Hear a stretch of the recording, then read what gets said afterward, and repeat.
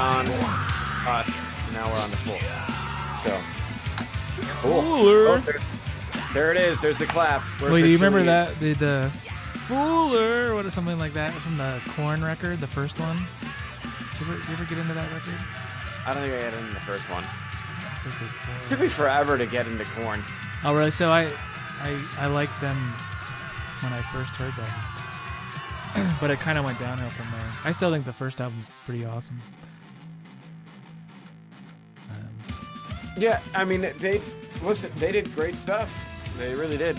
So actually, I saw them later. The week that Blind, was that the song? The first hit or whatever. The first time it came to MTV, I saw that they opened for Ozzy. Actually, the Deftones were there too. And the Deftones 7 Words, I think, was coming out like that night or something. Oh, wow. So they were like new metal or whatever, really wasn't a thing quite yet. Yeah, yep. And then they showed up and did it all, which is interesting because they're still around too. I mean, like, I think both those. They just bands, came out right? with them. Yeah. I know Korn for sure. They just had something new the other, like a year or two ago. Yeah. Really something new. And I listened to it. It's cool. It's good. It's got some vibes. It's definitely Korn, and that's not bad. Like, I like it, but I never got like, oh, it's Korn type of thing. You know, it's from a guitar perspective. It's funny, like, in hindsight, people always talked about how the 90s, like, guitar playing is not as good as the 80s or something. I thought it was way cooler, like, so much more creative. Maybe not across, and obviously there was creative players and all that. But yeah. Like, the Korn thing was cool, I thought. Man, they were making all kinds of cool sounds and stuff. Like, really guitar-y, you know? Like, just exploring the instrument. Mm-hmm. So, yeah, they weren't shredding and, like... Exactly. Like we needed to hear that anymore. and that's the point, you know. It's like the '80s had tons of shred metal all over the place, and it was great. You know, it was the instrumental, I guess you could say, guitar like plateaued at least during that season on the radio. And you had Satch on the radio, Eric Johnson on the radio, Gary Hoey on the radio. I don't remember really hearing too much Steve Vai outside of his thing with like Eat 'Em and Smile. Honestly, the only one I remember of those on the radio at all was Eric Johnson. Oh, really? Oh, man. I don't remember. Maybe like at midnight or something. I remember there was this radio station that would play like metal past like 11 or something. And I remember hearing like Iron Maiden for the first time and stuff, and maybe Satch was on there. But they're certainly not like regular radio. I don't remember. Maybe this was at the summer song or whatever. Yeah, Summer Song was huge for Satch. I remember. I mean, it certainly was on like commercials. I remember. What commercial was that? I think it was some truck commercial or something. Yeah. But I remember hearing that on the radio. Johnson on the radio, Gary Hoey, but he did that. It was a cover of. God, it was an instrumental cover of another instrumental tune. You know, so it was like. It wasn't like the Christmas. Oh, was it the surfer thing? I think so. Yeah, I think so. So I remember hearing that stuff, which now I wonder how I heard it, but I don't think it was on the radio. Mm. It was good, and it was fun for every guitar player. It was finally like, hey, look, we're legit, you know. Yeah, but you know, I guess to that point, that's like. That started getting old sounding, you know. It wasn't particularly creative. There's always been creative players. Yeah, of course. I don't mean that. Like, gosh, there's probably some of the most creative players ever in the '80s, whatever. But I just mean like more like mainstream or whatever. Yeah, and that's what it was. It was just a matter of the mainstream thing. And it was like that. It wasn't particularly creative, most of it, or at least I don't know. I thought the grunge stuff was way cool. I think the riffs were way better. In the grunge era, like who writes better riffs than Soundgarden and Rage Against the Machine, and like who actually writes better riffs than those? I don't even know if anyone does. Yeah, like, I'll give you bands, that. Maybe I don't know. Like I think Pantera and stuff was big then. Like there's like the coolest riffs ever. Like all those. But bands. here's the underlying thing with all that is that the guitar players, even though they didn't showcase themselves with some crazy shred show show in the middle of it, those guys were still top tier players. Like, I guess the thing certainly that a lot of shocked me, the thing that shocked me was Tom Morello. Like, the guy can groove and comes up with phenomenal riffs all over the place. It's awesome. But I always thought he was just like a riff king, you know, like nothing in terms of like, I don't know. It's like, I just never heard him solo or anything. And then I think it was on a audio slave album where one of the tracks, he just tears it up, and I was like, holy crap, I guess this guy can really play, you know. So I respected his playing. I just didn't know he had the lead chops because I never heard him. Yeah, you know, it's just like it was in his back pocket, like the guitar player for Blues Traveler.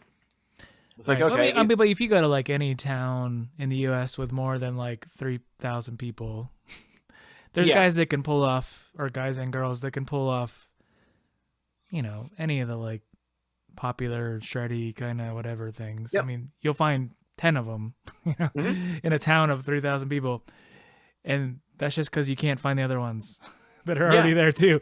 You know, I guess it's not so special in a way, but the sort of unique, the sort of creative players, I guess that's why I'm picking on it. The ones that are trying to at least do something different or interesting, or even if it's a variation on stuff. I mean, I know somebody's good. I can think of this guy. He'd be like, none of the stuff Korn did was original. Like, there's people already doing that in the 60s or whatever. It's like, well, maybe, but like not in that particular, you know, vibe or whatever. Somebody was already doing that stuff with the vibra, you know, like, and you'll find that some obscure, so it's not new in that sense. So I get that, but I'm not trying to say that, but yeah, I'm trying to say that it was creative, you know. Yeah, and well, it's like the whole tapping and thing. It grooved. Like, that was a big thing, I think, with Korn, is they took the metal aspect and gave it a great groove to it. Right. Like something that really is visceral, and not that all metal is just angry, but not just angry. They really just gave it this. Well, they also had a very animated frontman. Yeah. Yep. And that helps, right? You know, I was thinking too, like, I don't know what time it happened, but at some point, it's like the faceless band thing. Have you heard about that sort of like hypothesis theory that, like, around the 2000s, early 2000s, you started getting faceless bands, but it really wasn't even in the 90s.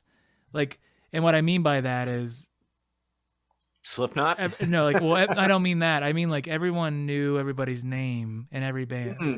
Like, everybody knew, like, Duff McKagan and Guns N' Roses. Like, who knows that guy? But people know who he was because he's a rhythm guitar player. You know what I mean? Or they knew Malcolm Young, and they know, you know, like, the people that weren't even, like, in the front of the band, like, you knew who they were.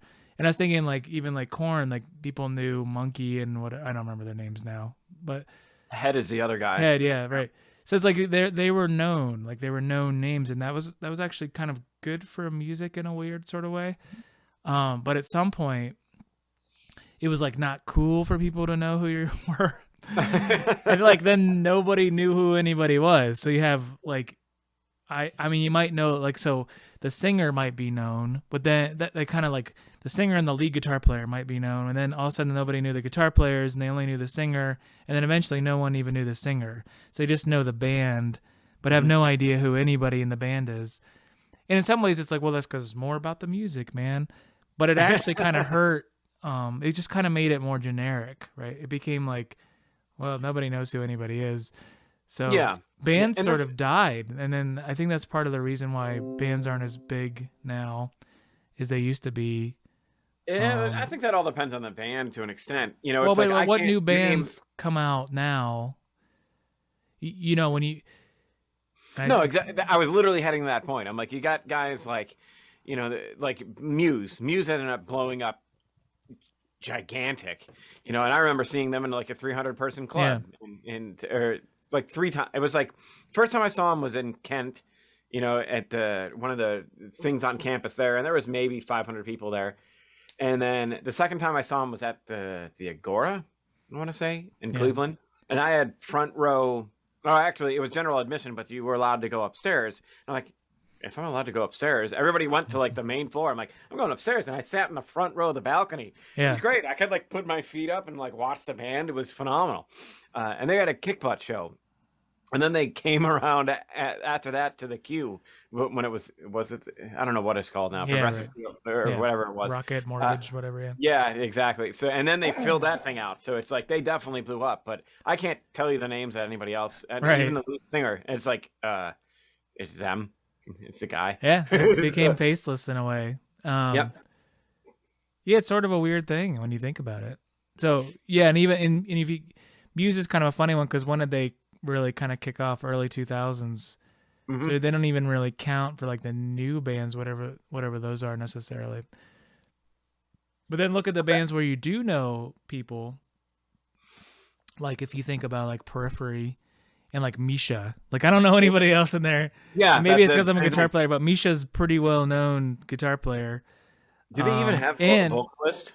Yeah, they have a vocalist. It shows you how much I listen to them. Well, yeah, but I mean, so like that guy has created like a business, you know, like around his name, and it's sort of people. I think people. Here's the thing: when you have like a name to it, is the people will listen to the band because of the person. Then it becomes sort of this, where instead of just only listening to it because it's Muse. Like you listen to it because it's like, oh, Misha's playing with Muse. You know, like you might be like, oh, I like Misha. He's a cool dude. Like I'm gonna check it out, like his thing. And it becomes more of that, or like Slash or something, right? You're like, oh, Slash is doing this thing. I might check it out. Slash is Snake Pit, right? But yeah, so it's like there's like another side to it when you actually know who the people are. I just think it's more redundant branding. Like you have your big overarching brand, and then you're like every different guy, if they want to, then kind of push their whole thing. Like Blink-182 was its thing, and I forget who the head of Blink-182 because whatever, but the drummer they would have been Blink-182 would have been starting around the Faceless time. Yeah, but he like the God, what is his name? I'll think of it at some point. No idea. But like I never liked that. He band. started. That's one band I can say. I'd rather listen to like pop country than Blink-182. I'm not saying I'm turning them on anytime soon. I'm saying that the guy that the whatever the band, like he went off and did his own solo thing, and then the drummer still is like a bit his own brand of music thing, whatever the hell he's doing, you know. And he's kind of turned into like the celebrity culture with that. And I'm not saying he's a bad drummer because of that. It's just like part of it. Yeah, sure. It's part of being a musician these days. Yeah, well, and that the other thing is like he still teaches. Like I watched an interview with him, and he's like he loves teaching the drums because he's like, I just want to be aware of that little kid that's going to come up and dethrone me. You know, he's like it's coming. I want to be the guy to help him with that. I'm like, all right, kudos. That's cool. That's really cool. Sure. And then like now in terms of bands, you get like what was it? Like Leprous is one of the ones. I can't name you any of the guys in the band. It's just Leprous. Yeah, it's kind of fun. It's a funny thing, right? Because I'm just thinking like U2 and like. U2. It's like Bono, Edge, Adam Clayton, and Larry. Yeah, whatever. Yes, even like we haven't thought about, or I know I haven't thought about that for like 20 years, but I still remember their names. Mm-hmm. You know, it's like I guess I don't know. Is that a good or bad thing or whatever? I think it maybe is a good thing in a way, because what it allows those people to do, because of those separate brands, so to speak, is they can really grow other things. Mm-hmm. So when it's like, oh, Lane Stanley's singing with da da da da, and then this guy's doing, you know, like you start, you know, these people and you like them. Or Tom Morello's doing a band with Chris Cornell. Yeah, that Audio was Slave, right? Yeah, so everybody gets excited about it because they know who they are. But if the drummer from Blink-182 and the bass player from Nickelback and the like the guitarist from Mudvayne and ever started a band, you wouldn't know, like it wouldn't mean anything basically. Even if those bands were at one point as big, in the collective consciousness at that time when they were at their peak as any of those other bands, but because they didn't like brand the people out in a way, like they almost have like no draw too. Like you could be like, oh yeah, I was the bass player for I don't know, some band. I don't know bands. I guess Mudvayne. Let's just go. Yeah, with like that. I'm the bass player from Muse or whatever. And it's like, well, okay, you can play this 40-person place. Like no one knows who you are. Yeah. Yep. Yep. And so Unless you don't even it have the ability to like. I mean, you do because you have money, and maybe that helps. Certainly, that helps. But it'd be harder for you to like grow a thing. Like, oh, I have this side project you should check out. unless Nobody you're knows who what's you his, are. James Maynard Keynes from Tool, where it's like, Yeah, but check then out the side project. right, That's and everybody knows just everybody's as from big. Tool too. So Tool was in Adam. I don't think the guitar player did any other big projects. I don't know. I mean, I followed them, but I kind of like Everybody when knows they had Danny like Carey, right? Danny Carey's a legend. they did that to whole like 13-year hiatus between albums, and it was kind of like, where they go? What are they doing? Huh? Look at the Beatles too. Like everybody has their favorite Beatle or whatever, and everybody has their favorite Led Zeppelin person, and even then, I think it's not like it was. And same with Guns N' Roses and Metallica and these bands. Everybody knows like everybody in the band. It's really kind of an odd thing. I don't know how we got on this topic, but it is sort of fascinating. It is kind of interesting that it lays out that way. Part of it might have been actually intentional marketing. Like, I think it was, but it like sort of backfired. It was like, we're too cool to tell you who we are, Yeah. Like it's all about the music, man. Like it's about the music. I'm sure. Yeah, and it's like, well, now you're irrelevant. Like a week later, whether that's good or bad, and maybe it should just be about the music or whatever, and maybe we shouldn't idolize all these people and blah blah blah. Regardless, somehow at the same time when that happened, the popular music sort of died, and like bands just sort of died in terms of mainstream bands. It was just over. There's more than that to it, I'm sure, the Faceless thing. But then now I'm thinking of it, and I guess I'm just like rambling today, but now that I'm thinking about it, it's like, well, Mark was on here, right? What about the spectacle? He's like, if you don't feed the spectacle, then the spectacle punishes you. Yeah. Yep. And so, I mean, I think you could argue that those bands and rock music got punished for not feeding it with their all these personalities. And there's probably some truth to that, even whether they're good personalities or ridiculous or whatever. Like, I don't think. I mean, certainly some people are more intense than others. We just talked about Korn, and Jonathan Davis is a striking character, to say the least. And even like the band itself, right? Everybody in the band like had a look and a vibe about them that was not, quote unquote normal or whatever. And it had to be society had to sort of adjust to it. So you remember them because they look different, look different, act different. And the music was aggressive. Different. Yeah. And it was different. It's like when Korn hit the scene, this was pre-internet thing. So it's not like it would have spread around organically to the degree that it would now potentially.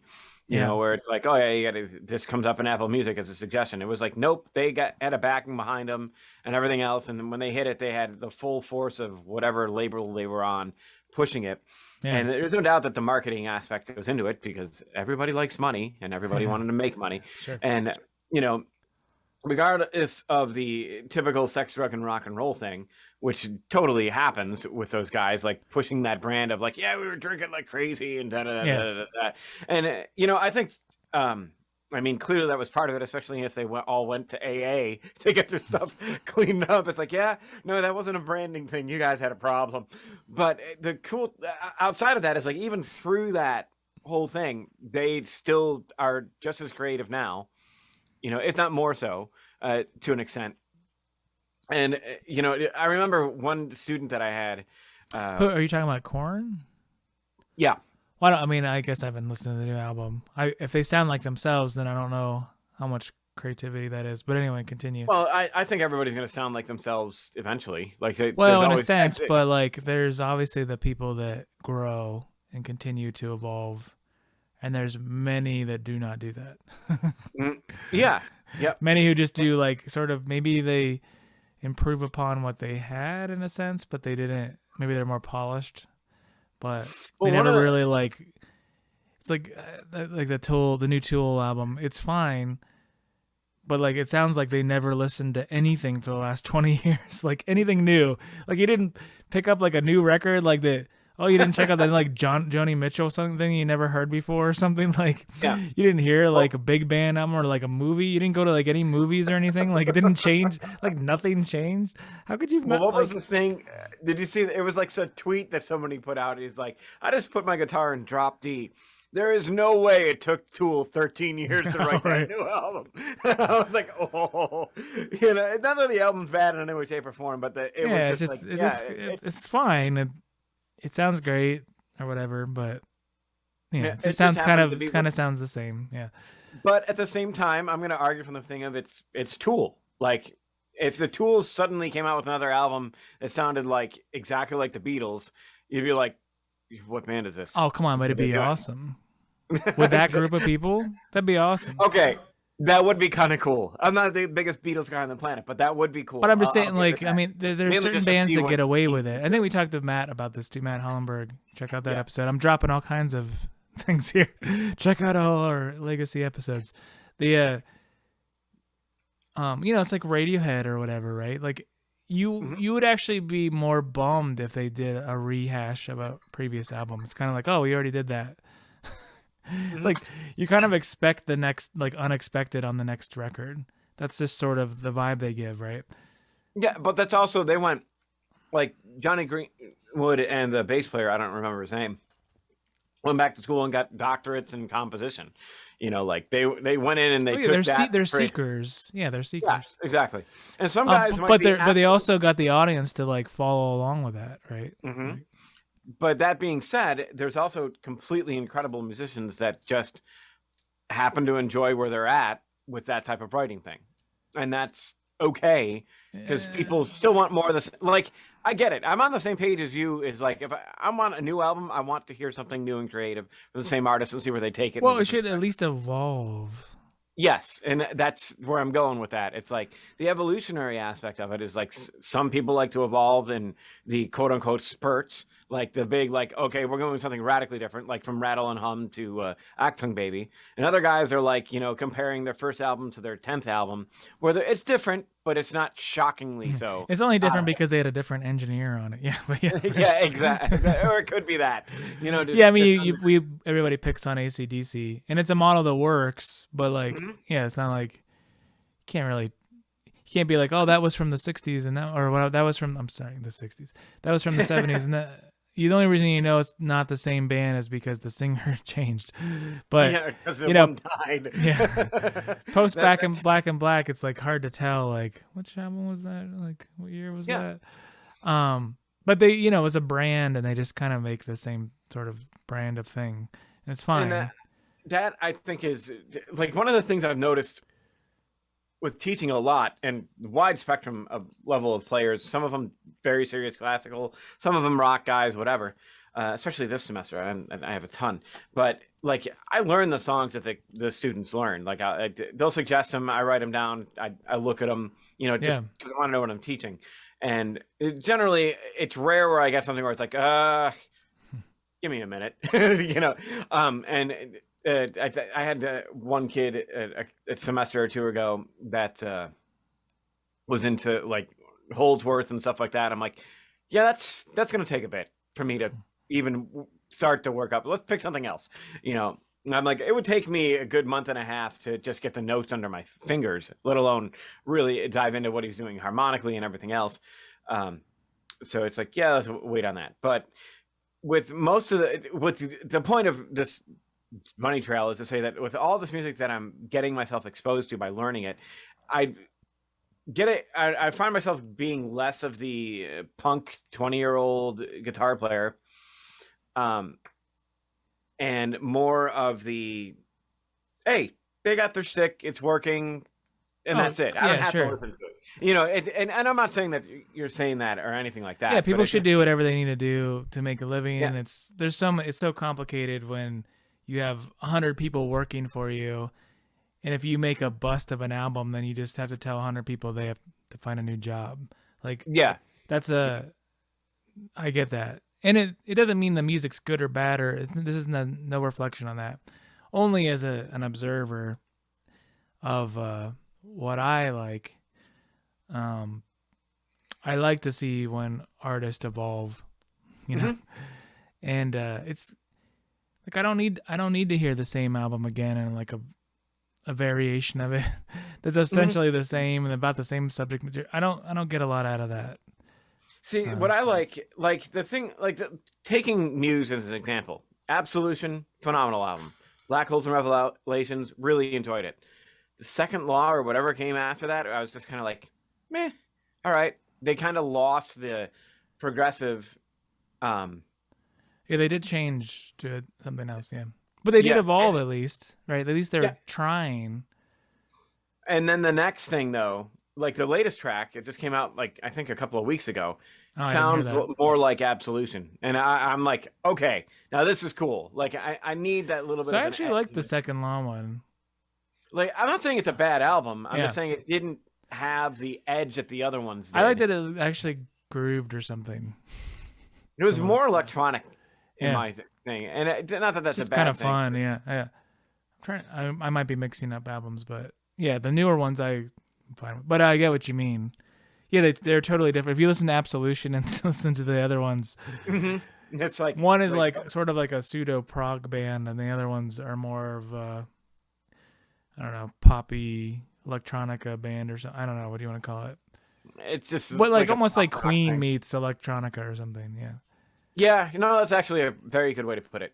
Just without Freddie Mercury, which kind of makes it like okay, no, whatever. Muse is great, but yeah, it's an interesting. All those things are interesting. What's the way to? It's multifactorial issues go into the success and keeping of that success for that particular band. It's not just like none of the points that we've made are the end all be all points. It's just another thing, another stack of things that build the scenario that happens to be what it is. That's just life to an extent. It's like they found it, and I'd love to be in that situation where I have to be like, man, I have to please these millions of fans with my next album. To an extent, I'm not gonna. The pressure to carry on some modicum of the same thing's success is probably tremendous. And you really, if you're sitting there and you're thinking about it, it's like, man, that I had like, 1 million sales or whatever, just like shouting it. And now I'm doing something new and it's like, shit, how do I replicate that? Like, do I do the same thing? Do I do something totally radically different to kind of keep that energy going? Like, are these even thoughts that somebody would have, or they're just? Oh, I think so. I know you didn't watch the Beatles thing, but you should, even if you don't like them, because it's pretty fascinating. So, like, the reason the Beatles really, like, people want to say it's personality differences, but I mean, if you watch this video, which is only like weeks before they broke up, basically, they get along basically just fine. Like, there's some weird issues that sort of happen in it, and there's a little bit of a power struggle, and part of the problem is their manager they had forever died. And then they were just like, they did it on their own, and so they were in control of everything. They also, I don't know if you knew this, they stopped playing live like pretty early on. So really? So remember, they started when rock was really kicking off. Here they are playing like Wembley Stadium with like a couple amps and like, whatever. Like no one could hear them. They couldn't hear themselves. They couldn't sing the harmonies. Like, it was just a total disaster. And then they were getting like death threats and things. Like, it was just weird. So they stopped touring. So like the last like 5 albums they made, like there's no tours or anything behind it. I don't even think they never played like live or anything. But they're like, so they're rehearsing and whatever, like for the last album that they're basically writing, and it was supposed to be for like this live TV show thing, whatever. But it's just really interesting. I guess the reason I bring that up though is when I saw an interview with Paul McCartney later, like on Larry King or something, and he was just like, they saw like Chubby Checkers and some of these other like old school rock and roll guys before them, they were playing the same hits. They're playing like Enter Sandman, and they're like 70 years old.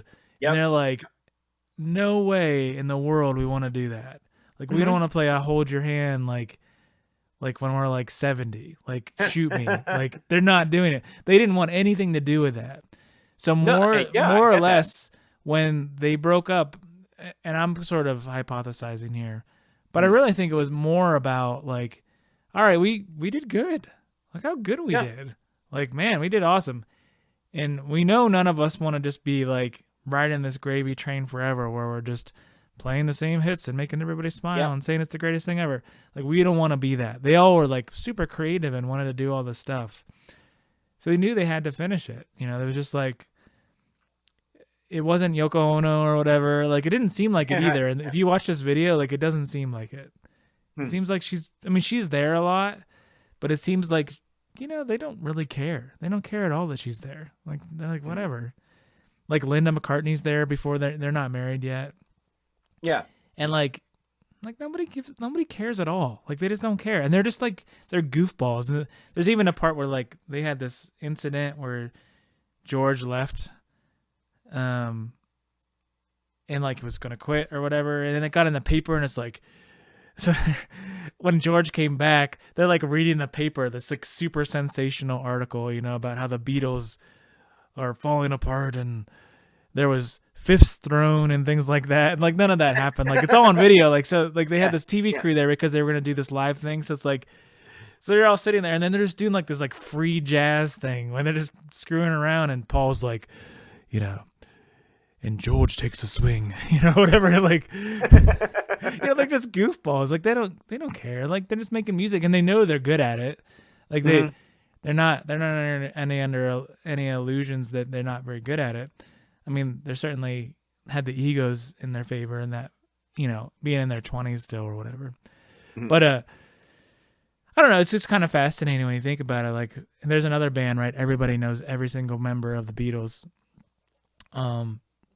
And they all have personalities and favorites, and I don't know. It's really interesting. And it's also interesting just to watch them sort of like rehearse. They like play the song 8,000 times as they're writing it, you know, and like George is figuring out some guitar part and Ringo's listening, and it's just cool. Like, it's just cool as like a musician to sort of watch it and see it too. So changing subject there a little bit, but it is worth checking out, like even just as a music fan, because they're good at it and then they know thousands of songs. Like, there's a lot to learn from this, like, because they'll just show them like screwing around and they're like, they know some random blues song from whenever and they're bored, so they're like sit there and they just start playing it and everybody sings along and everybody knows it, you know. And like they must have, you know, they all knew like thousands of songs, you know, so it's not crazy to understand why they were so good at what they were good at.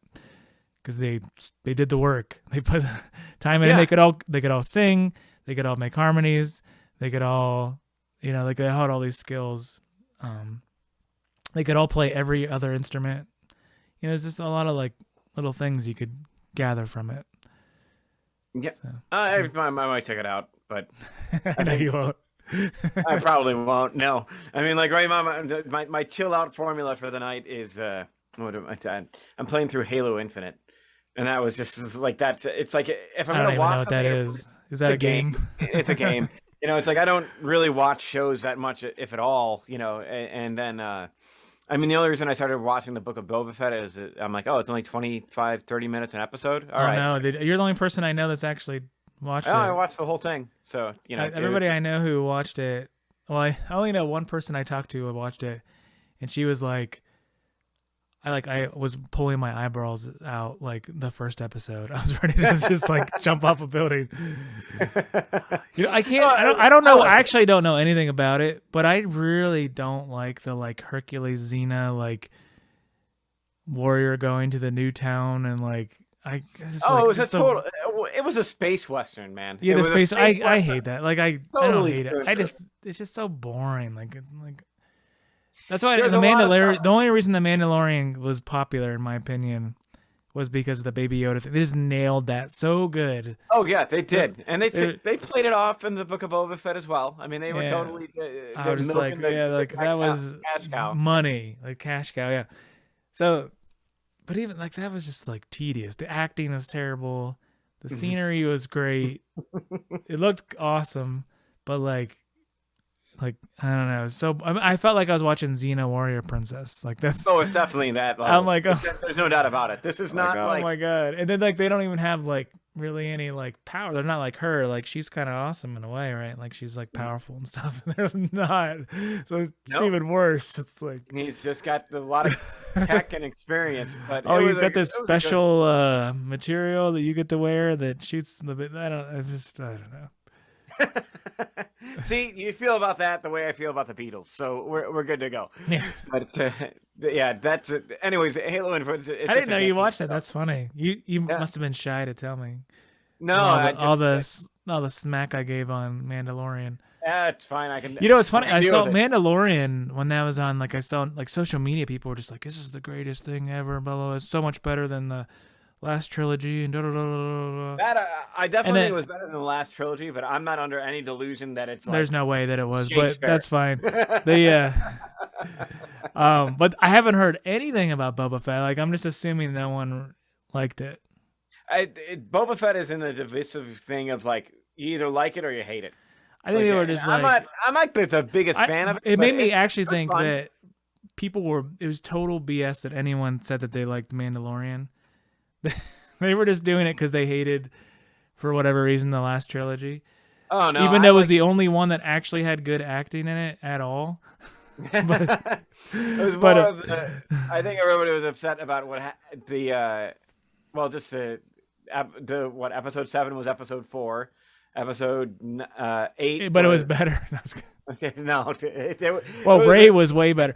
People have this like I think people remember Luke is this like awesome like superhero like super awesome dude that was just amazing. And it's like then you actually haven't watched the movies because he's like the most. In the first one, he was the whiny. He's so whiny in all of them. The last one, he kind of grew up, and that's a bit, but like no one likes that one either. I liked it. I liked all of them. I liked it. I liked Return of the Jedi. That's probably my favorite one of the original one, despite the Ewoks. There's just so much stuff that happens in that movie. It's pretty awesome. But anyways, I don't know. Yeah, Luke is he's so whiny. I think Luke's best movie is the third of the last trilogy. I think he was amazing. He was so good in that. That was like they finally let Mark Hamill be like Mark Hamill. It was like amazing. After that last movie, I went out and drank. I was like, oh God, at least it's over with. And maybe if I have a couple of these, it'll rinse my brain. But Daisy Ridley is amazing. I'd watch anything with her in it. She's a great actress, but I just thought the character in it was just like the not the MacGuffin. That's the object that they find that solves all the problems. The Wonder Woman that was just like, oh look, you can totally tell they didn't think an arc. They were like, there's this person that does this, and now she's Palpatine's granddaughter. That's why she's so powerful. And you're kind of like, wait, what? You know, it just seems so convoluted and stupid. I mean, but there's who else could? I mean, I'm not gonna totally defend it. I'm just trying to be a little bit devil's advocate here. But it's like, well, who else a granddaughter could, or kid or whatever? She only was either that or like a Skywalker or whatever. But even Skywalker, got trained to an extent, to however long he was on Dagobah or whatever that it was. But this is the uber nerdness is coming through so hard right now. It's ridiculous, which is fine because that's what we do. We get heavily invested. Yeah, right. Back to music, maybe. Yeah. Back to music. We should probably do the whole thing. The one topic that we were going to the whole. Where does tone come from in an electric guitar? That topic, that video the by wood, Jim dude. Yeah, only the wood.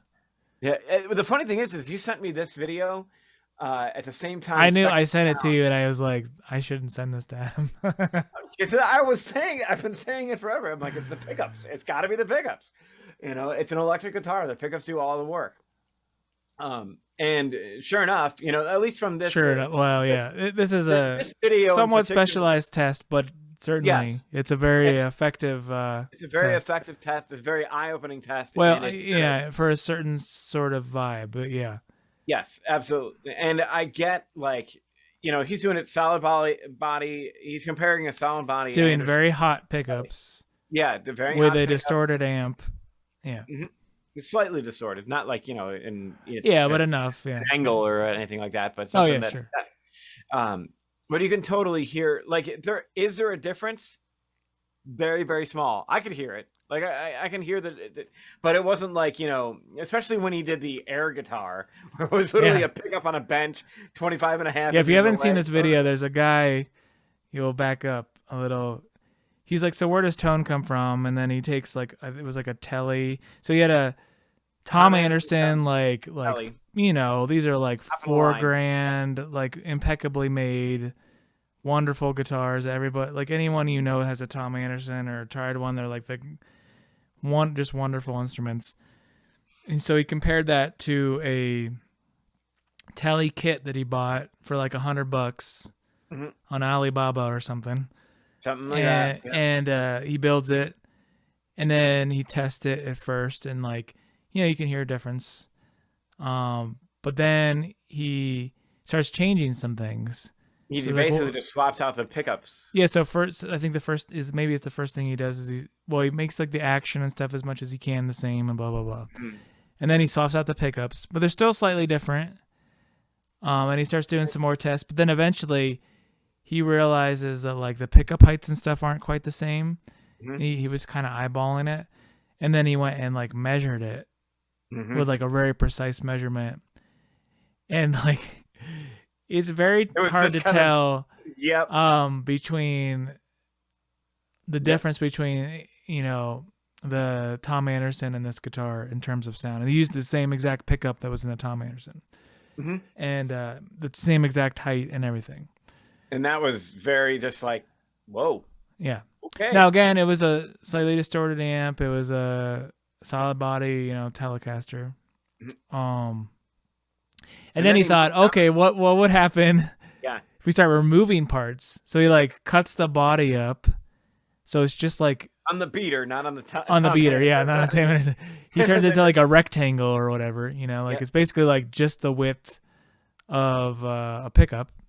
Well, he mounts a pickup on a 2x4. Like, he grabs a 2x4. Oh, that's right. He gets a 2x4 from his from the barn or whatever. Yeah, exactly. Like, he just mounts it. Yeah, that's right. I forgot about that. Yeah, so he mounts the neck to that and makes sure all the distances and everything are the same.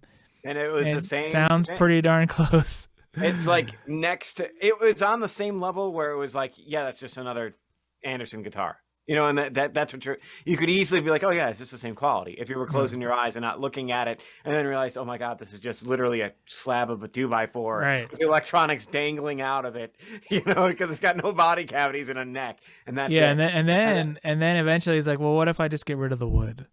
Yep. And he just mounted a pickup directly to the. It was like two tables, like these two metal, like he measured it the right amount of length, and he put the scale length was all the same. Yep. All that stuff was all the same. And it sounded. Yes, and then you like tune them both to like open E or something, so that open D, so like he could use a slide on it. And it was just like, you're kidding me. Like, it really sounds pretty close, right? Like the kit guitar was like, all right, I'm feeling pretty good. Like the pickups do a lot of work, whichever. And then like when he went to the 2x4, I was like, oh, that's a kick to the balls for everybody. That's like, it's in the wood for this guitar. And it's like, that clearly didn't make a difference. You know what? I haven't. Oh, go ahead. Yeah. Oh no, yeah, certainly. And then like it went up to the air guitar, and you were like, oof, that's pretty damning thing. Like, yeah, he was careful not to say anything. Like, he didn't. Like, he was just like, he wasn't presented it. It was really well done. Yep. I mean, there's a lot of variables we don't know about. Like, we don't know that he didn't change it. We didn't know he didn't lie about it. We don't know. Like, there's a lot of stuff we don't necessarily know. Yeah, we're trusting the guy. I mean, we're trusting, and he seems like likable and trustworthy from his. His channel, like his channel's got like 67,000 subscribers, and he does the all. Spectacle says he's trustworthy or something. Well, and the funny thing, I was mentioning this before, but I didn't get to finish it. That at the same time this video came out, Spectra Sound, which is another guy that I follow on YouTube who does metal engineering stuff, great character, funny to watch, brilliant at what he does. But he just did a video talking about what's the way to put it? He's like, it has nothing to do with the woods. He's like, all you tone wood fanatics. And he's like, I know I'm pissing you all off right now. It has everything to do with the pickups. It's like if the pickups make the difference, the wood is like a minuscule consideration on an electric guitar, on a straight solid body electric guitar. Yeah. And it's like, okay. Well, and he did the same thing. He A-B'd him, the same thing, with pickups. And it's just like, oof, that's a hard knock. Now, big asterisk on that whole thing is like, though it sounds the same, the build quality is totally different. Like, this is the one thing, like the Anderson, the thing that blew me away when I was playing that Anderson when I was at Jerry's Lefty Guitars is that neck joint was the most solid neck joint I have played on any electric guitar. On my homemade one, on the Strats that I've had, on the Fly that I had, and the Les Paul that I flipped over. It's just like that neck joint was unbelievable. And all it was 2 screws. Sure. Which I was like, what? And he's like, well, look down at it. And if you look down the neck on the back, it's not flat. Like, it's not a flat surface. It's a V into an insert, so it is like, he's like, the thing is so precision milled to get in there. That's why he has a production turnaround time that he does compared to another guy, because it takes the tolerances are so small. Oh, yeah. You don't. Why not? Like on the K line, I had bought it from DHR down in Cincinnati, and those guys were telling me that, like, the K line guy in the same kind of deal, before there's any screws in it, it's so firm fit, like it'll hold the guitar. You can just pick it up. Yep. Yeah, and like you wouldn't even know like the screws aren't there. Yep. Like that's how precision it is. And that's a big selling point of these higher end. I mean, obviously there's value to, but the craftsmanship is a huge thing. Absolutely. And so I don't think you have to go out and get like, this, I gotta have a Swamp Ash. This, like, I like Swamp Ash because it's light, but it's not going to make a difference in that. Now, if you had a semi hollow or a arch top, you're going to talk about differences with the tone woods and everything else, because it's a lot. Yeah, so I think it'd be interesting to see that same test with lower output pickups. So those were like stacked whatever Duncan something or other that are, like higher output pickups. Yeah. That are, and that's a big deal. So generally, like the rule of thumb is you hear more wood with lower output pickups. That's like part of the appeal. And then even like a lot of like players that have more of what we call like a woody tone off, like often like the pickups are really far away from the strings instead of being super close. So it'd be interesting to see what the deal is there.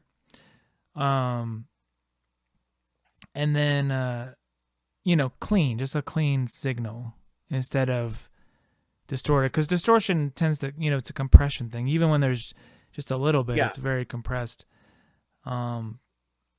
which can make things sound the same.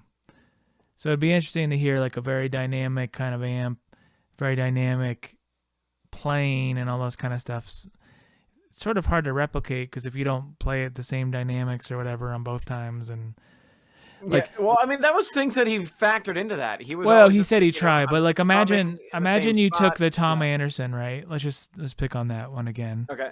Precision instrument, blah blah blah. You play super clean.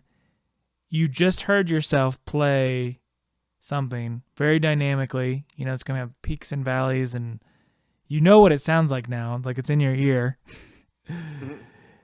If you now play the cheap one, the same pickup, whatever, will you subconsciously like pick lighter or whatever if you had to? Will you subconsciously, just to try to mimic the sound you just heard?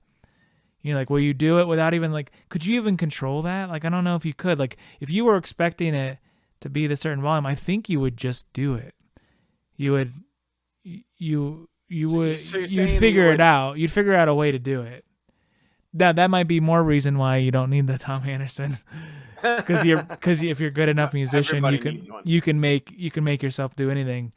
But I'm just saying, like, I think a good musician would be like, well, that's too loud, like instantly, right? And they would back off or whatever. Or, that's not loud enough, so I'm gonna hit harder the next time. It's one of the things that you notice, like it's like, for example, it's like if I play on a Yamaha from the Thames, my tone and everything else is still there. Yeah. Like all that stuff, that's the consistent aspect of it. But probably subconsciously angling everything to get the same exact, or not subconscious at all. I'm totally consciously angling everything to make sure I get the replication of the same tone that I get on my other guitars. And I think that that's something that gives people their signature sound to an extent. Yeah. Now, but if I try to do that on an electric guitar, it's a totally different ballgame. Like there's so many more different, not so many more, but there's such a different aspect of what's producing the sound that I'm not going to get like the same sound. Yeah. But it's tricky when you pick up one guitar, single coil pickups, and they're humming or whatever, and the next guitar's got super hot pickups and has a wide fretboard and whatever, and one has high action and the other one doesn't, and like you don't play the same.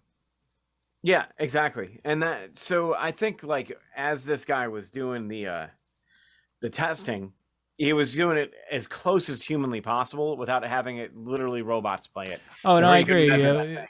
It was very well done for what it was for certain. That's the only way to get the next step. Like if you really want to do that, you'd need to be like completely automated with being able to see like the pressure of the pick on the strings and the speed of the pick going through the strings and all this stuff. So if you wanted to do it, quote unquote, as scientific, authentic, for what this was, it was a pretty damn good second rate test, quote unquote. No, sure.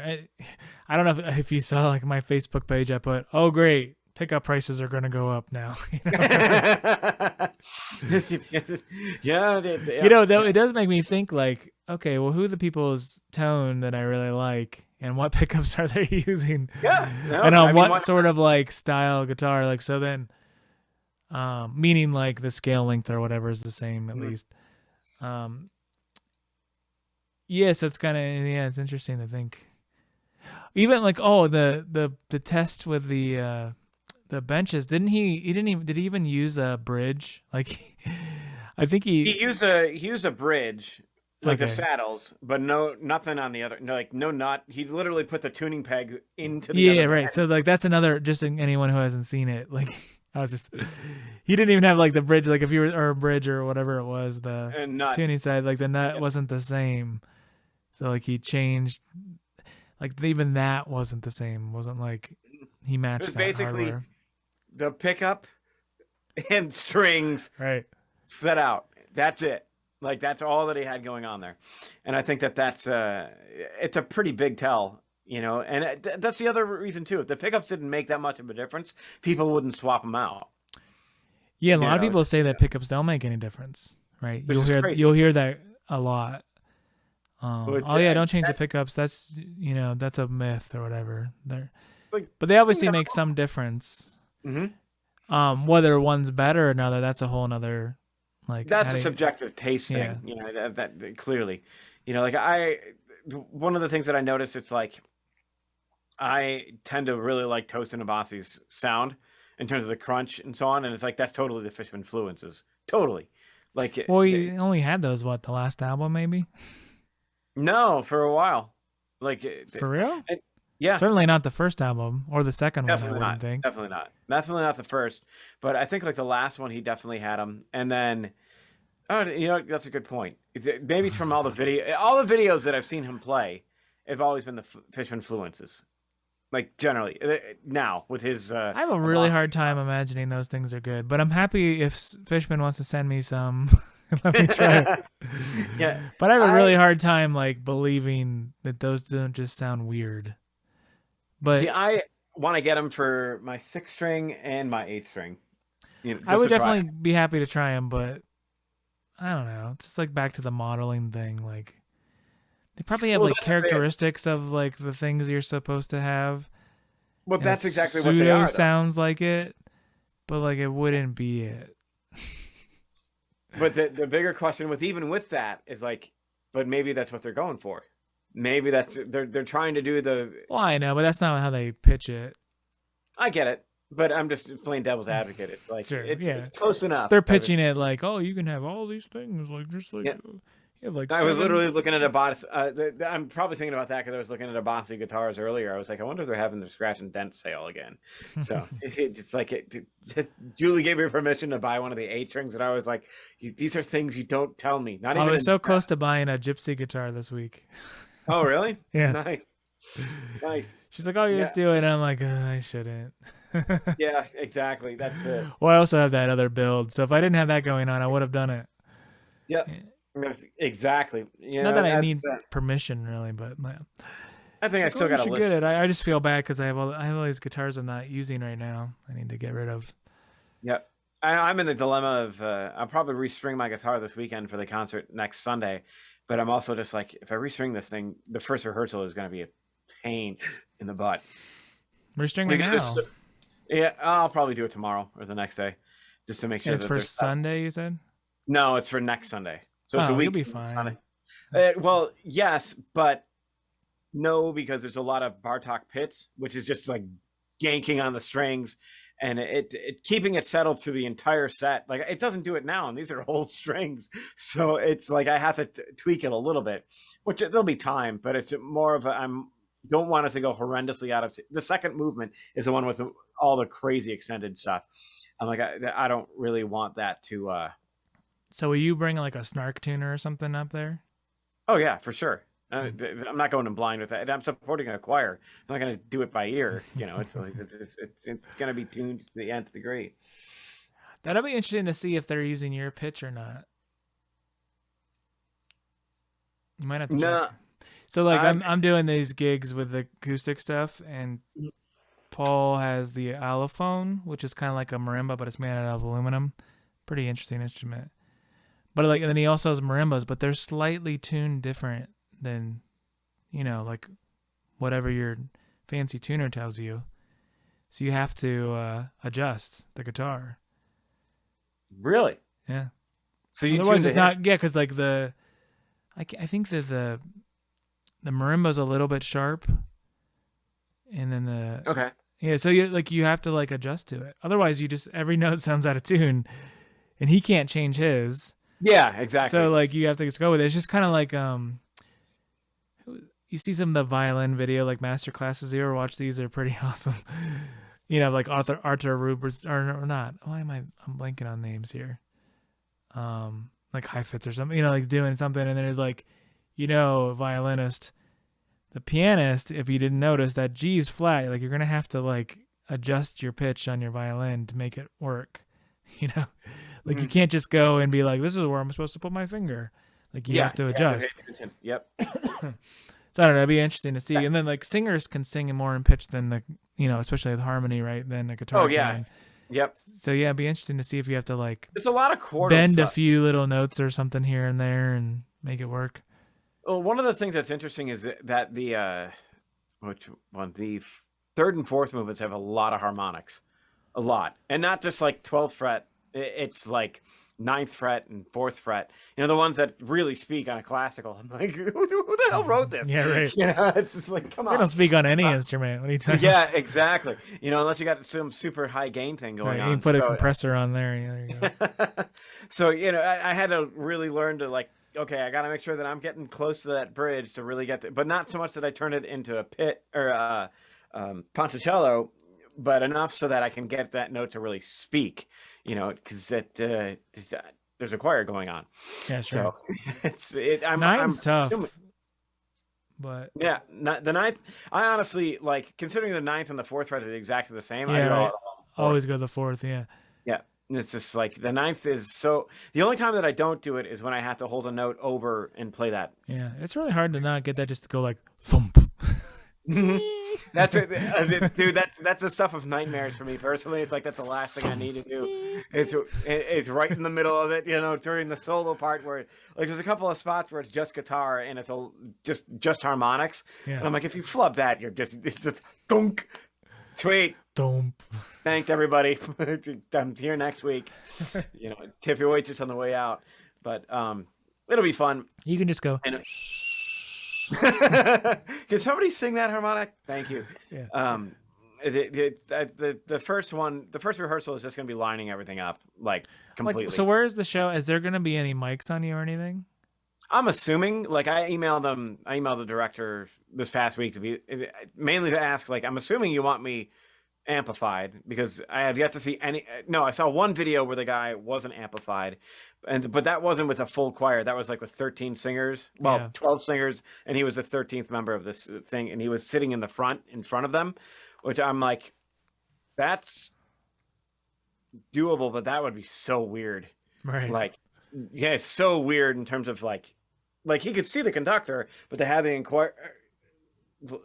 Whatever. It made sense sound wise, like the 19, like before they played with amplification, you'd play a solo, you'd move to the front because your sound would get there first, to an extent.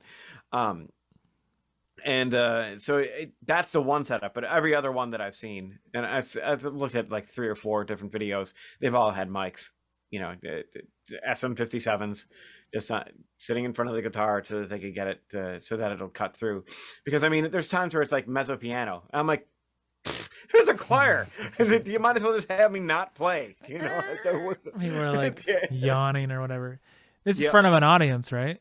Yeah. Okay. It's the it's at the chapel at Ashland. So this gig I have on Saturday is in Columbus, and it's at like an old chapel, but it's now a cafe or something. But I guess the acoustics are good. That's awesome. See. Yeah, about to find out. Gonna find out. Mm-hmm. I'm just happy. I always like playing shows. Yeah. Hey, I mean, that's this. I'm looking forward to doing this one. Like, I even had to have my mom's flying in to help us out for that week, because it's also cool. like, it's Julie's hell week of school at the same time. It's like, right. Well, I mean, I didn't take the gig till I made sure that I had somebody to come in and help, because it's just like, sure. I'm going to be pulling 12-hour days between rehearsals and teaching all day. And she's going to be doing the same thing with her clinicals and everything else. So it's I'm sure they're paying you like $50,000 for it or whatever, right? Oh yeah, totally. I'll be able to pay off the house. Are you kidding? So no, it's just fair amount. So no, I'm just messing with you. No, I know, but it's a typical thing. It's like, if you get say, and this is not the number that I'm just throwing a random number, but say you get like $450 for a show. That's a good amount of money. But what you don't see is the 300 hours that go into the prep for that one show. So it ends up being like less than minimum wage.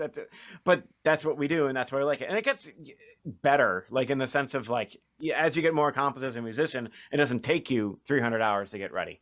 Yeah, I mean, and it's one of those, like, you never know when somebody's gonna see it, and then the opportunities that leads to, and that's pretty much it. Thing. Yeah. Yep. I mean, there is something to be said for exposure bucks, but not solely exposure bucks. It's I'm just stoked that I'm going to be playing at a university level and got asked to do it. That's my big thing. So I definitely got my stuff together. I mean, that's pretty much outside of like my warm up. That's all that I've been playing. Like this, it's like. So you're saying you won't have an album April 15th? I'm still. I was just going to mention. Well, not just going to mention that, but I already got it planned, because as soon as I'm done with this, the Kenyans spring break kicks in. Yeah. Well, I'll have 2 weeks of being home. I won't have to worry about it. And that is my window, because that same album set is going to be in my solo set at the end of the month of March. So it's just the way things, it's like, well, I don't have like a publisher deadline for the album outside of our little bet there. So, and I know you're behind on it. I haven't even started on it. Exactly. So I'm like, I'm not too worried about that. I might have somebody who play drums on it. So and bass. So I think it's mostly me now. Damn it. The worst thing it's funny. I wanted to get this Night Terrors thing out of the way, and then this Columbus one came up. It's like, well, so the Night Terrors was out like a week or two ago. Mm-hmm. Maybe it was last week. I don't know. I'm losing track of time. But I was like, I'll get that done, and then I'll be able to focus. But yeah, it is what it is. I'm happy to have a gig. So. Yeah, exactly. That's that I'm happy to do this thing. It'll be fun working with the choir. It's gonna be curious to see how it all lines up. Like, it's been a while since I've played with a conductor, in the sense of like, especially now that I'm just a solo instrument. It's so it's gonna be like I've been asking all the, and I'm guessing all the. Well, I know they're the appropriate question of what is the tempo that you're taking these at? What are the recordings that you like of the pieces? Yeah. You know, how And are you how getting does that? replies? Yeah, Mm. it's been good. He's been like, oh, I like these ones. You know, these are the tempo. He's like, this guy tends to take it. The funny thing was, is like my favorite recordings of it. He's like, the guy takes the tempo way too slow, and he does. Like he does. It's like the third and the fourth movement. I love it at the slower tempo. It just really lets it like grow vocally, but not that it's bad at tempo, but he's like, everything's going to be at tempo except for maybe the second movement, which he's like, I don't think we're going to get the choir whooped up to that tempo that we need because it's 160 beats a minute. So which is pretty cooking for everything. But the funny thing is 160 words per minute. Yeah. Yeah, exactly. But it's more of the like that one has like all the Bartok pitch, and I'm bending strings around each other to get the drum effect and stuff like that, and get that all going. It's really improved my counting like crazy because that one it's all over the place. It's like 4 and 6 and 8/8 and 3/4. It's two. Yeah, nice. Constantly shifting meters all over the place, and it's fast. So if you're not counting and being on top of it, boom. Sure. You know, I got my notes lined up to like where the choir comes in. So if I do fall off the bandwagon, I can get that. And there's a couple of spots where it's just me leading the choir in. So it's like, okay, even if I screw this up, I have this little lick where it's like this glissando and Bartok and then it starts type of thing. It's like, okay, that'll be the signal, and I can kind of compensate for that. Always looking for an out. You know, it's one of those. Smart. It's smart. It's like, where do all these things line up, and you know, how do I keep it? And even the slower tempo ones, the recordings that I've listened to, the guy was mostly on. He missed some stuff though, and not catastrophic mistakes, but instead of like doing something that's supposed to be a golpe, he'll strum the chord instead. You know, just like, which is easily done because I have it all highlighted in the score of like every golpe that I'm supposed to be doing has a yellow highlighter mark in it. It's like, just so I know that's what that is, you know, rather than missing it. Because it just, you know, it just has a small plus above the notes for it. So it's very easy to miss a tempo. So there's that. And it's, there's another recording where I was just like, this guy is way off in terms of the guitar. Like his solo parts were like blazingly quick compared to everything else. I was really surprised they used the recording. You know, I was kind of shocked.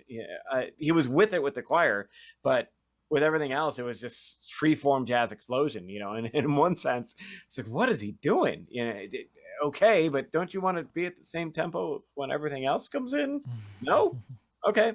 You know, whatever. And we'll see when I sit down and talk to in the thing. It's like, well, what do you want? Because they might say, can you do free-form jazz explosion, please? Yeah, I feel like what do I have to say? It's not the Munchkins and Spinal Tap. It's Spinal Tap and the Munchkins, or whatever that sign was. That's the thing. But yeah, so anyway, so that's my thing. I'm all for the, you know, a lot of the music we do with Night Terrors in particular. Oh yeah, it's very challenging. It's always like weird time signature stuff. I mean, I put notes, and then like, I mean, I don't have any issue with. I was telling somebody today actually about conical. I use it all the time with that stuff. Because it's just easier sometimes to just be like takadanagina dum takadanagina dum takadanagina, you know, like something's in 7, and then, or if it's like takadanagina dum takadanagina dum takata, you know, or something like, so that's in 13. You know, it's like I get these little like, sometimes I have to do that. Otherwise, it's because we'll do these like polyrhythmic things where Paul's really in 3 and then I'm really in 17, and you know, like they're like overlaying each other, and if you try to like it's not like they line up together or whatever, so you end up in these weird spots, and then when it doesn't end together, so you have to, you know, you want it's supposed to end because of the mathematically or whatever it works out. So you have to really be on top of that. So yeah, all the little cheats and like just remembering to like even do that kind of stuff really helps. Mm-hmm. Oh, I can't say enough about conical too. It's helped me so many times. I should probably get into that. It's just easier to say. Like it's not any. You don't have to change any like thought process like or anything necessarily, but instead of going like 1 2 3 4 5 1 2 3 4 5 or whatever, which is really hard to say, just being like dan again and dan again and dan again and dan again and more taka taka taka taka taka taka taka. Hey, don't forget about hippopotamus. Yeah, hippopotamus. That's another one for 5. There was one I used to work at Sam Ash music store or whatever, and they would play this drum video, and it is like boom boom ching ching ching ching ching ching ching ching ching ching barbecue chicken ching ching ching. Dun, dun, dun, dun, dun. Hey, whatever. I mean, I remember it. I guess. Yeah, no, I used to play all the time. I was like, good lord. I mean, I tell that to my students all the time. I'm like, be the weird-looking guy that's counting out loud. Sure. Like, do that. Like, you can do that now and ingrain a good sense of time right out the get-go, or you can fight against it and try and guess.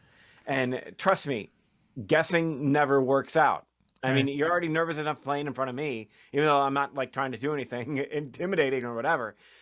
But if you're gonna not like, yeah, it's what the hell?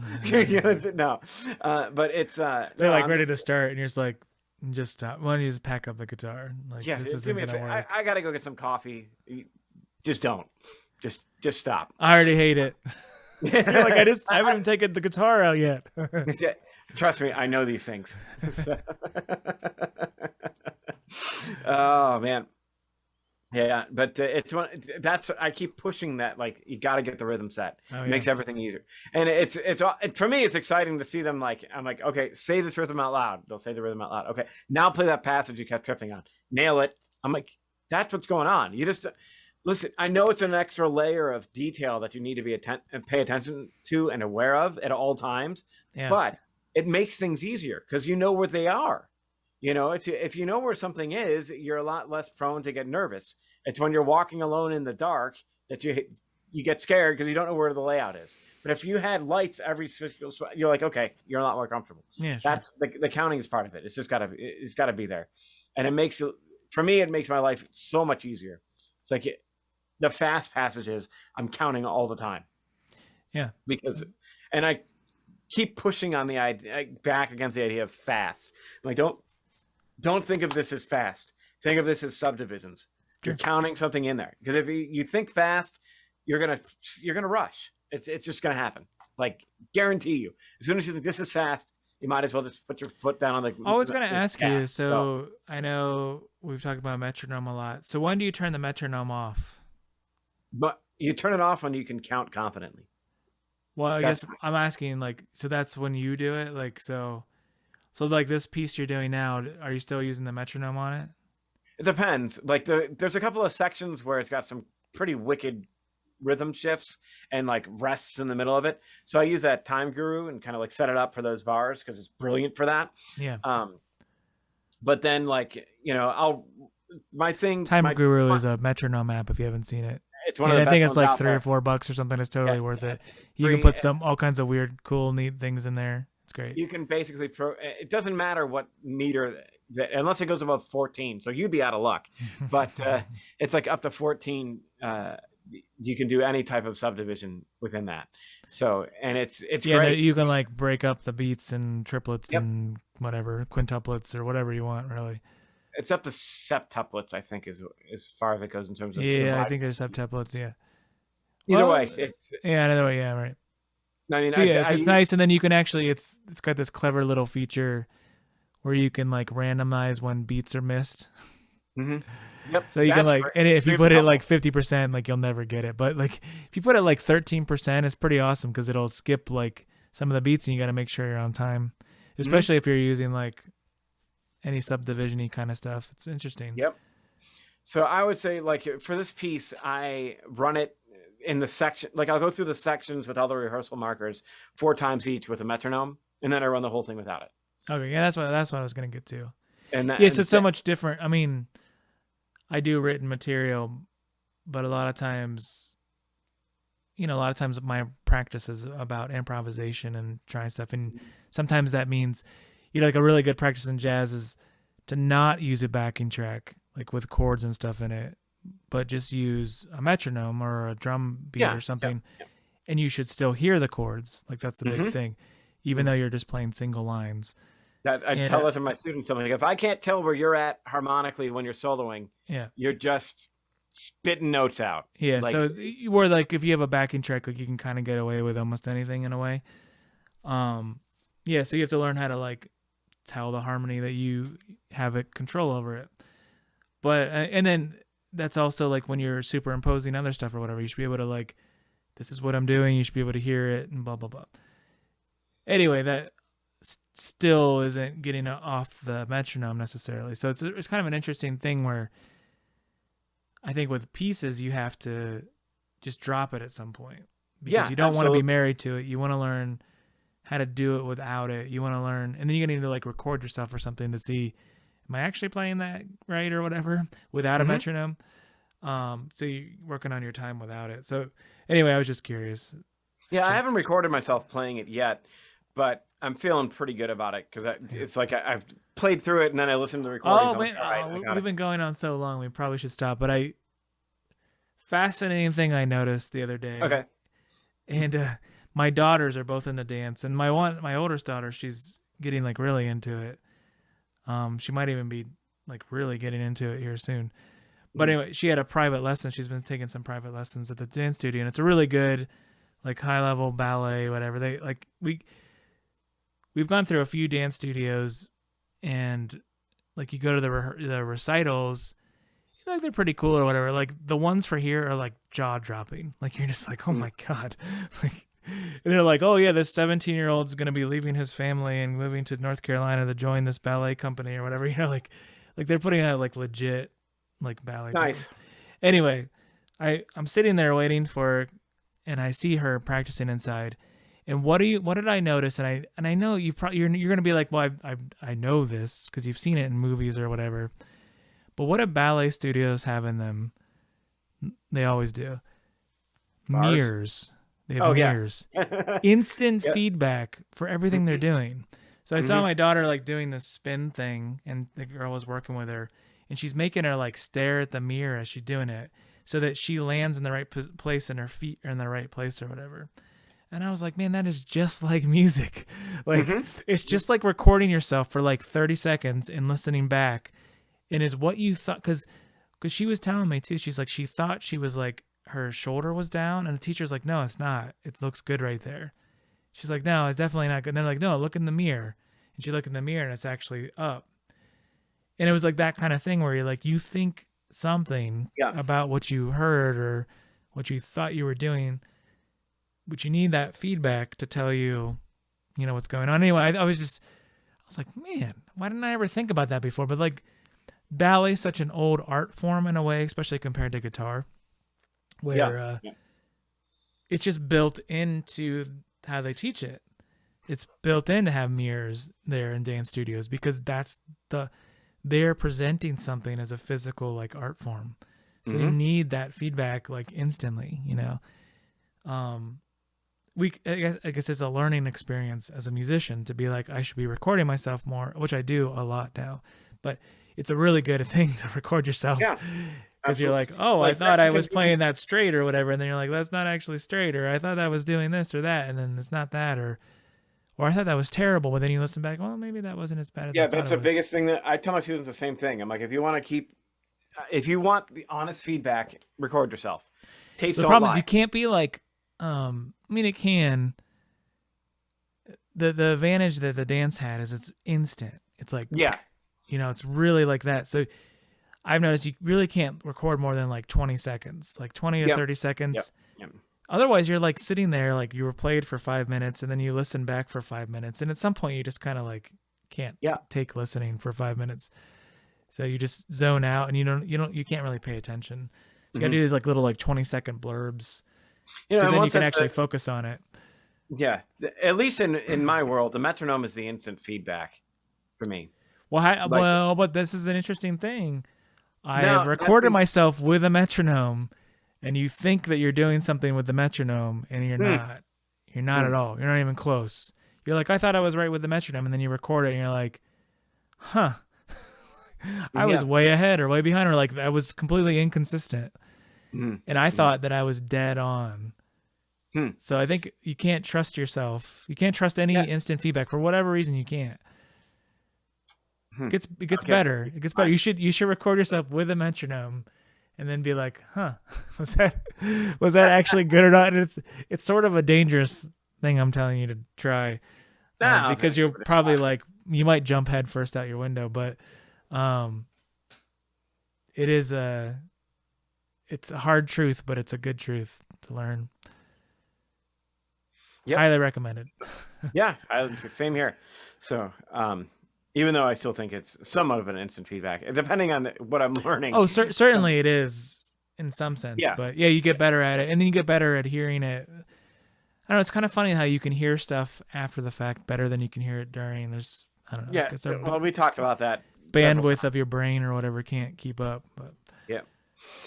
All right. Man, we've been all over the place. Yeah, let's wrap it up. This was a bit of randomness. Started out like totally unintentional, but it was a good conversation regardless. It stayed energized.